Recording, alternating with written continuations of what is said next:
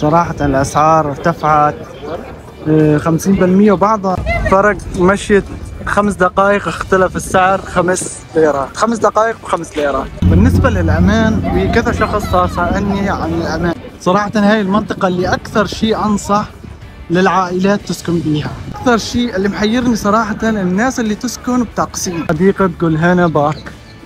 خليكم معاي، رح نطلع على برج قلطة. أولى محاولات الطيران بالعالم صارت. هذا ثاني أقدم مترو أنطاق بعد مترو لندن.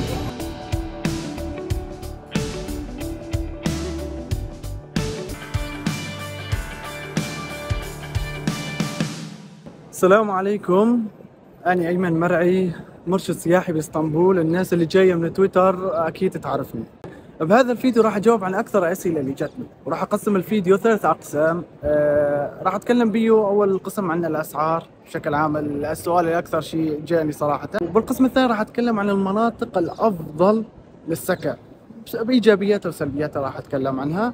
وراح أخذكم جولة تصويرية بمنطقة السلطان أحمد. حاليا أنا منطقة السلطان أحمد، وآيا صوفيا باتجاه أمينون وسركجي، باتجاه قصر دولماباخشة. راح نعمل جولة بقصر دولماباخشة وأجاوب عن الأسئلة إن شاء الله. بلش الفيديو من جامع السلطان أحمد. مثل ما أنكم شايفين الجامع بعد الترميم، صار له فترة بالترميم. حاليا بعد الترميم مثل ما أنكم شايفين تغييرات.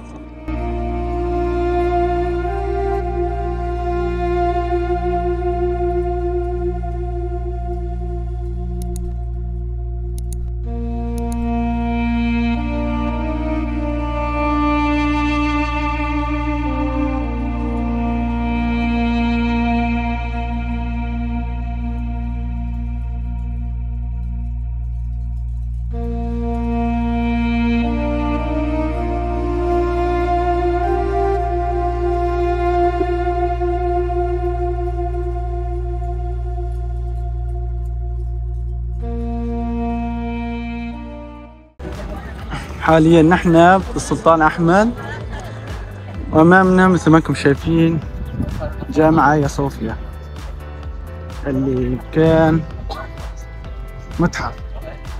بالنسبة للأسعار صراحة الأسعار ارتفعت بشيء ملحوظ، يعني ارتفعت دبل. يعني مثل ما انكم شايفين المي 10 ليرات، بينما كانت مثلا ليرتين أو 3. صراحة الأسعار ارتفعت 50%، وبعض المنتجات 100% ارتفعت. مثل ما انكم شايفين عرانيس الذرة اللي كان سعر الوحدة 10 ليرات حاليا 25. على ما أذكر كانت السنة الماضية 10 15. الكستنة اللي كانت مثلا 15 100 جرام حاليا ب40. ارتفاع ملحوظ بسبب التضخم اللي صار، فالأسعار ارتفعت بشكل جنوني صراحة. الأسعار بشكل عام ارتفعت، ولكن بعض الأمور ارتفعت شيء بسيط، وبعضها ارتفعت بشيء غير منطقي صراحة. المواصلات ارتفعت، ولكن شيء عادي. ارتفاع المواصلات كانت مثلا المواصلات العامة 5 ليرات، حاليا ب10 ليرات.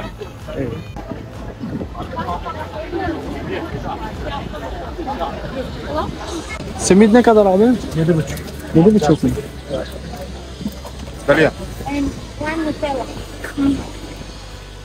السميد مثل ما انكم شايفين ب7.5، بينما كان ب5 ليرات على ما اعتقد.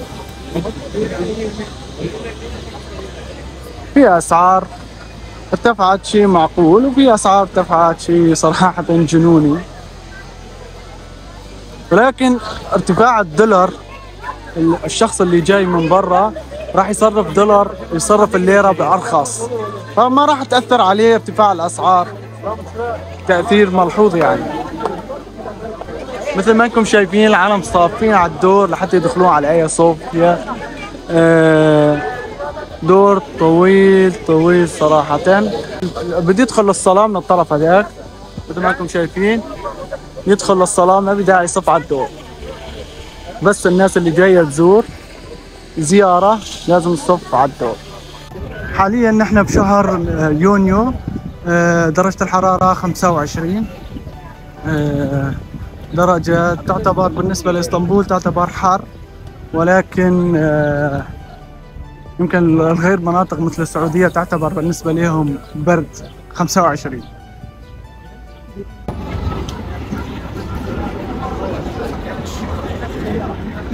حاليا نحن طلعنا من سلطان أحمد رايحين باتجاه حديقة جولهانا، وبعدها باتجاه منطقة سركجي. صراحة هاي المنطقة اللي أكثر شيء أنصح للعائلات تسكن بيها. إذا بدك تجي سياحة ومعك عائلة هي أفضل منطقة تسكن بيها. ليش؟ لأنه أنت تخيل تقدر تروح للسلطان أحمد مشي، تسجل عندك المناطق اللي تقدر تروحها مشي: سلطان أحمد، منطقة حديقة جولهان، منطقة أمينونو، السوق المصري، بايزيد. حتى البايزيد تقدر تروح إذا همتك قوية، تقدر تصل بايزيد. وقبالي تشارشي السوق المغطى. مثل ما انكم شايفين اجواء زحمه، صراحه زحمه يعني بلش موسم السياحه، حاليا الاجواء زحمه لا توصف.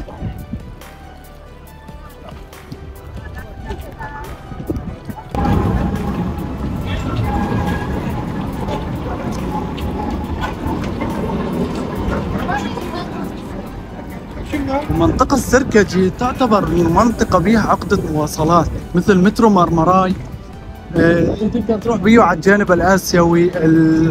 كذلك الأمر عندك الترامباي اللي تقدر تروح لأكثر المناطق. أي منطقة بدك تروح لها بسهولة تقدر تطلع من منطقة السركجي. ما أعرف أنا أكثر شيء اللي محيرني صراحة الناس اللي تسكن بتقسيم. يعني تحس إنه بعض الناس ما يعرفون غير منطقة تقسيم. تقسيم مناسبة للشباب أكثر، للرحلات الشبابية أكثر، كونه منطقة ما تنام بالليل، يعني منطقة 24 ساعة صاحية. بس العائلات أفضل منطقة تسكن بيها سركجي، أنصح بيها صراحة. وبي كذا منطقة من المناطق اللي زاد أنصح بيها، مثل مناطق عديدة راح أشرح عنها كلياتها، كل منطقة بمنطقتها. حاليا احنا متواجدين بحديقة جولهانا بارك. هاي الحديقة الأشهر صراحة بإسطنبول. مثل ما انكم شايفين العالم معبين الحديقة، كونه اليوم أحد، فالعالم شيء طبيعي طالعين يتنزهون. خلينا نتكلم عن أكثر المناطق اللي أنصح بيها للسكن. مثل ما حكيت لكم عن منطقة السركجي، المنطقة اللي نصحت بيها للعوائل. ومن المناطق اللي أنصح بيها بالسكن مثل منطقة نيشان تاشا، أغلب الناس يمكن يعرفها بشيشلي. هاي المنطقة موقعها استراتيجي وقريبة من تقسيم للناس اللي تحب ميدان تقسيم. أوتيلاتها راقية ومريحة صراحة. منطقة صراحة الناس اللي بيها أغلبهم أجانب، يعني من أوروبا، الأوروبيين، وبيها العرب اللي بيها من الخليج. من مساوئ هاي المنطقة، من سلبياتها، أنه المنطقة غالية صراحة. السلبيات منطقة غالية مقارنة بباقي المناطق، ولكن منطقة ينصح بالسكن بيها من ناحية الأمان ومن ناحية الرياحة. ومن المناطق أيضا منطقة الفاتح. منطقة الفاتح للناس اللي تحب تشوف الأجواء السورية والشامية بالتحديد. منطقة بالآونة الأخيرة صارت يعني سورية بامتياز وشامية بالأخص، ومنطقة مليئة بالعرب. الناس اللي تفضل انه مشان صعوبة التعامل باللغة، فمنطقة ما تحتاج اللغة التركية ابدا، يعني خلاص كأنك انت في بلد عربي. ومنطقة اسعارها مقارنة بشيشلي رخيصة، مريحة واستراتيجية وقريبة من الاماكن السياحية. طبعا المناطق اللي راح اذكرها كلها قريبة من الاماكن السياحية. ومن المناطق اللي انصح بيها للناس اللي تحب الجانب الاسيوي، كونه الجانب الاسيوي جانب هادئ، اهدى من الجانب الاوروبي. منطقة كاديكوي، هاي المنطقة قريبة على البحر وقريبة من منطقة اسكندر. منطقة أحيائها راقية وجميلة، منطقة أسعارها أرخص. طبعا الجانب الآسيوي بشكل عام أسعاره أرخص من الجانب الأوروبي. حاليا احنا طلعنا من حديقة جولهانا بارك، بنهاية الحديقة من الطرف الثاني بإطلالة حلوة على مضيق الأسطول. إطلالة صراحة ولا أروع.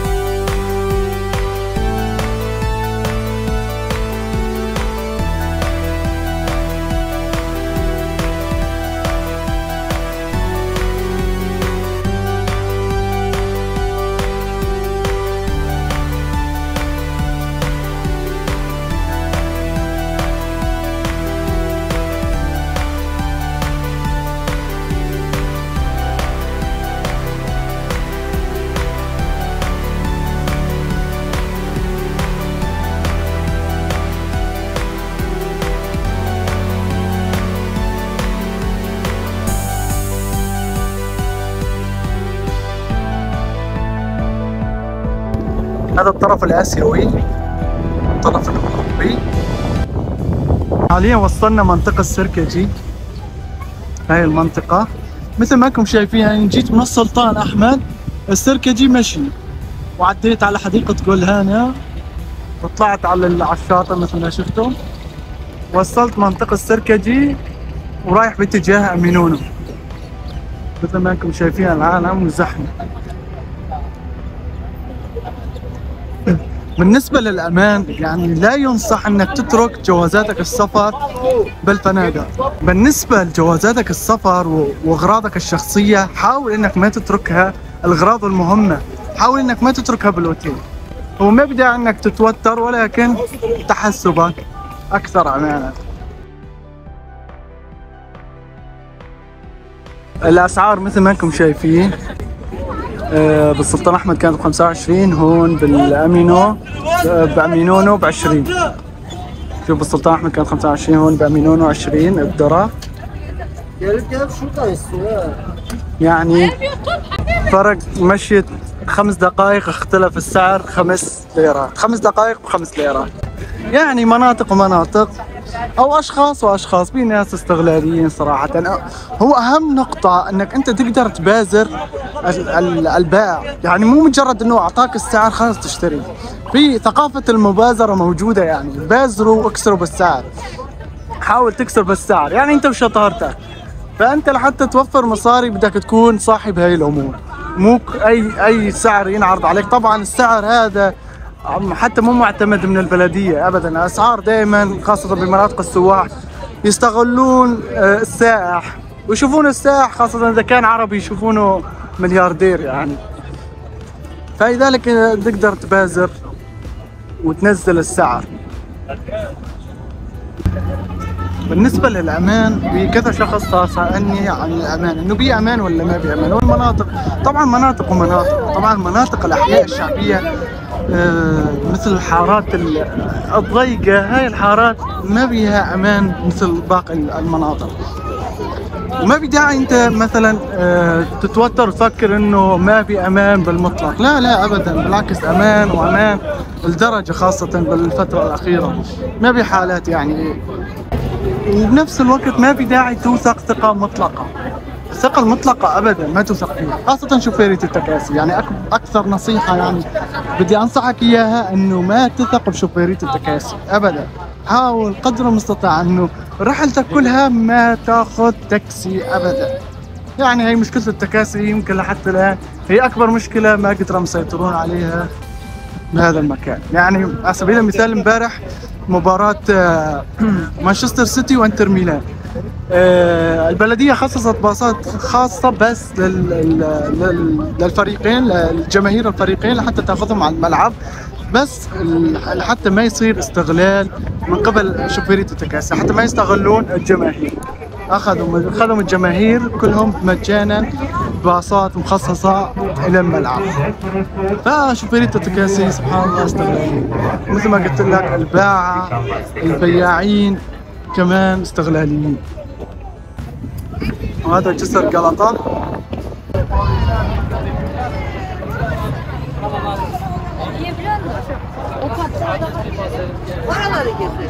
حاليا احنا فوق جسر غلطة، رايحين باتجاه برج غلطة. بس ألحظ خليني أشوفكم مترو. أنا عملت عنه فيديو، هذا المترو على تيك توك، لحتى تروح على برج غلطة وبدون ما تطلع هاي الطلعة القاسية مشي. بشوف حاليا المكان، احنا جينا كنا السلطان احمد وجينا باتجاه هاي حديقة بولهانا، رحنا على شاطئ سرايا بورنو وجينا على امينونو مشيا على الاقدام. هاي من احلى التمشيات اللي يعني احبها صراحة.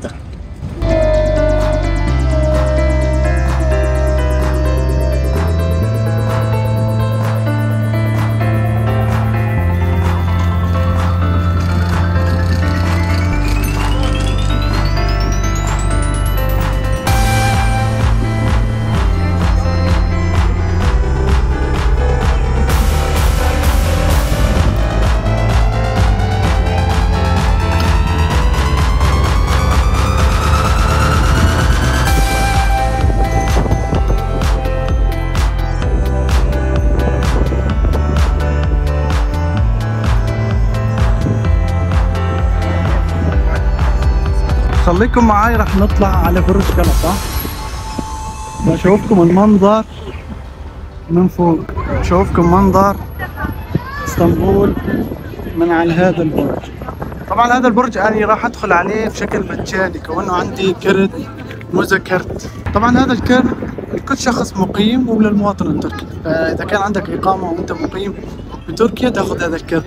هذا الكرت يدخلك على أكثر من 300 متحف مجانا. سعر الكرت 60 ليرة مثل ما انتم شايفين، سعر الكرت 60 ليرة ومكتوب اسم الشخص، مكتوب شايفين مثل ما انتم شايفين الاسم. طبعا السياح لهم كروت خاصة ولكن اغلى، على ما اظن بسعر 1000،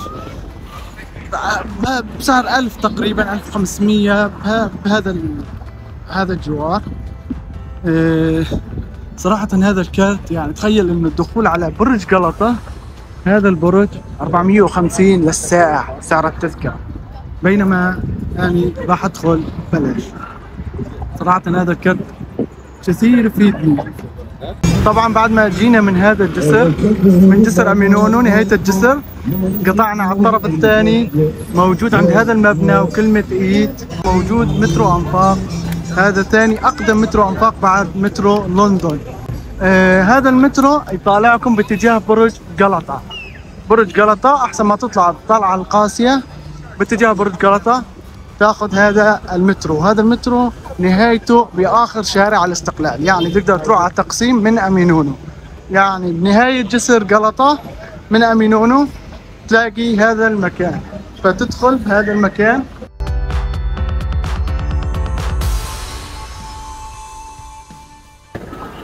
طبعا هذا تابع للبلدية. كرت اسطنبول، كرت المترو هو اللي يدخلكم، سعر 9 ليرات تقريبا. وطبعا هذا موجود بيه مجسم يوضح طريقة عمل مثل ما انكم شايفين. هذا ترام واي يعمل عن طريق الحبال اللي تسحبه عن طريق عجلات بالجبل، هو صاير على شكل جبل يطلع. طبعا هاي الطلعة القاسية من منطقة كراكوي نهاية جسر غلطة بأمينونو مثل ما انكم شايفين، يطلع باتجاه هذا برج غلطة، يطلع باتجاه شارع الاستقلال.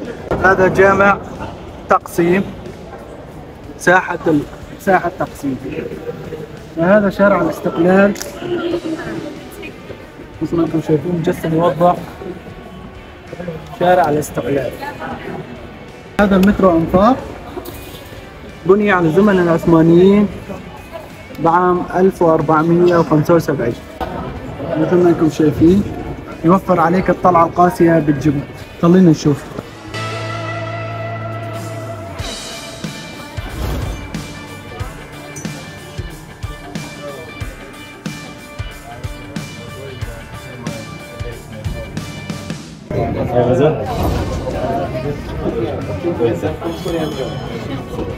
مثل ما انكم شايفين تمت عملية السحب.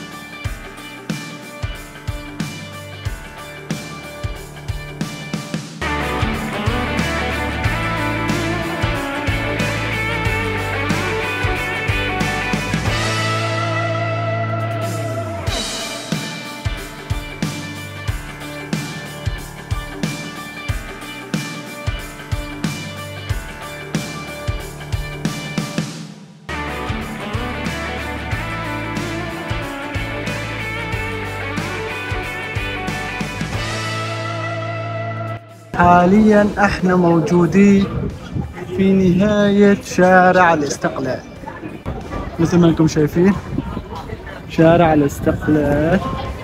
هذا اتجاه ساحة تقسيم، وهذا اتجاه برج قلطة.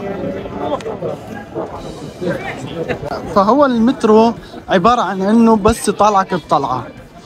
صراحة هذا المترو قليلين الناس اللي يعرفونه، وهو مترو قديم وما زال معتمد لحد اليوم، ما زال يعمل على الطريقة القديمة، طريق الأحبال، على عكس المتروهات اللي تعمل عن طريق الكهرباء.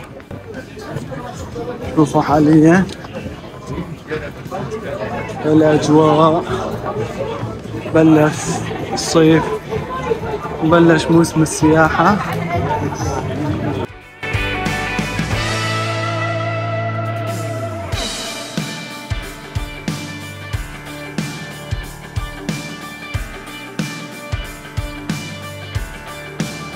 ومن المناطق اللي أنصح بالسكن بها منطقة السلطان أحمد. منطقة السلطان أحمد طبعا غنية عن التعريف، منطقة أكثر الناس العرب يفضلونها، أنه منطقة تعتبر محافظة، المنطقة قريبة من جامع السلطان أحمد وآيا صوفيا. صراحة إيجابياتها أكثر من سلبياتها، يعني لا سلبيات تذكر.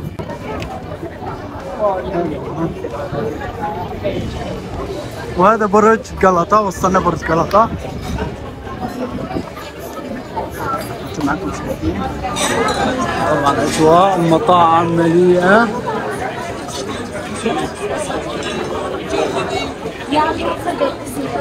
وزحمة مو طبيعية، زحمة. خلينا نطلع فوق على البرج واصور لكم من فوق.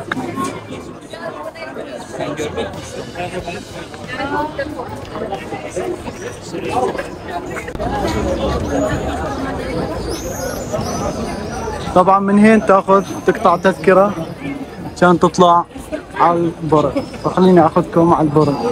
زحمة ابو، مثل ما انكم شايفين الدور، والله الدور ابو، والله الدور طويل، مثل ما انكم شايفين الدور واصل. ما اتوقع انه اصبر لبين ما يجيني الدور. حاليا صافين على الدور، مشى شوي الدور، طبعا صحيح دور طويل بس يمشي بسرعة. مثل ما انكم شايفين مبنى برج قلطة. طبعا هذا برج قلطة أول الدخول. استنى الأسانسور لحتى نطلع. منظر الأسانسور.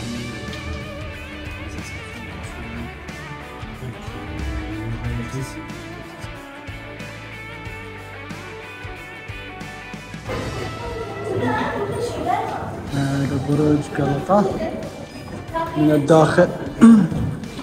خلونا نطلع نشوف الإطلالة.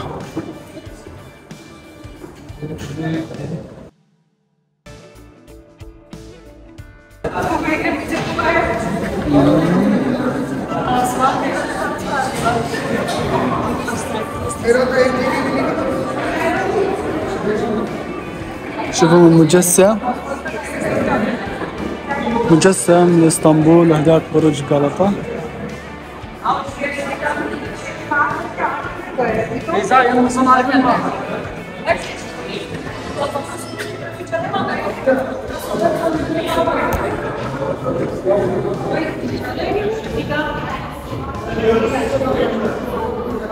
مضيق البسفور، جسر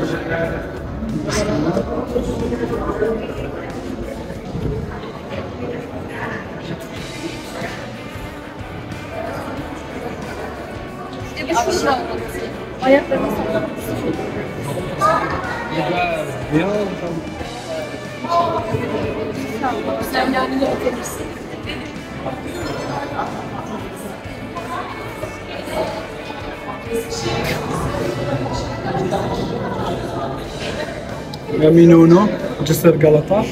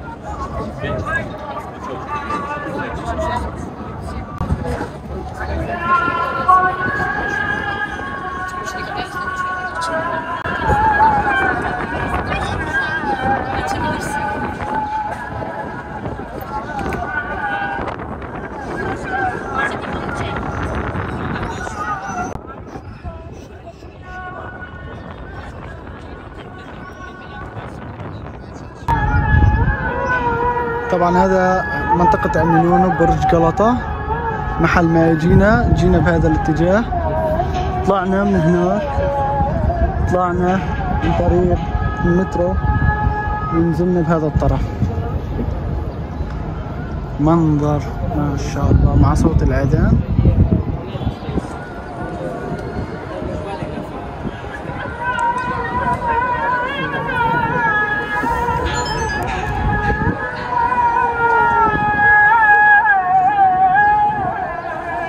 طبعا آيا صوفيا مثل ما انتم شايفين، آيا صوفيا ومسجد السلطان أحمد.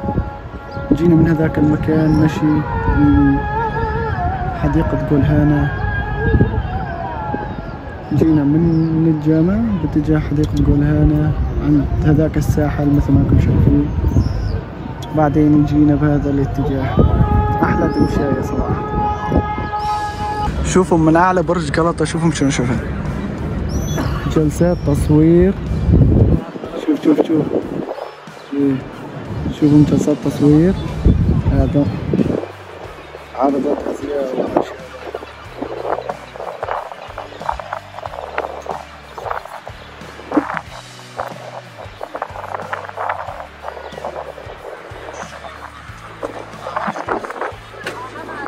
من أعلى برج غلطة. إحدى الروايات بتقول بأنه من هذا البرج أولى محاولات الطيران بالعالم صارت بالعهد العثماني. تقول الرواية بأنه محمد شلبي حاول يطير من هذا البرج باتجاه منطقة أوسكدار على الطرف الثاني من اسطنبول الجانب الآسيوي. الروايات تضاربت. رواية تقول بأنه حاول يطير وطار ووصل على الجانب الثاني، ورواية تقول بأنه فشلت محاولة الطيران وسقط مضيق البسفور. طبعا مثل ما انكم شايفين بعام 1609 ما بين عام 1609 و 1604 أحمد شلبي حاول الطيران من برج غلطة باتجاه أوسكدار. هذا فيديو من برج غلطة يوضح عملية الطيران.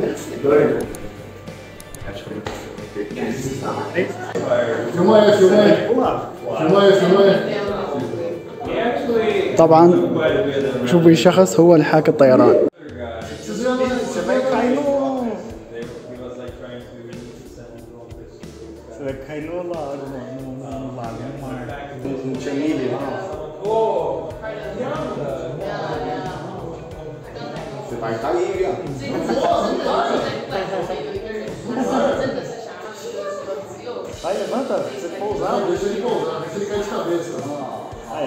من هذا المكان راح انهي الفيديو لانه الشحن صراحه ما عاد يسعفني خالص، وهذا اول فيديو لي على اليوتيوب. طبعا اذا عجبكم المحتوى وبدكم المزيد من هذا المحتوى خبروني بالتعليقات، واللي بده يتواصل معي على اي استفسار طبعا رقمي موجود على تويتر وعلى الانستغرام، راح اعيف لكم الرابط واشوفكم على خير.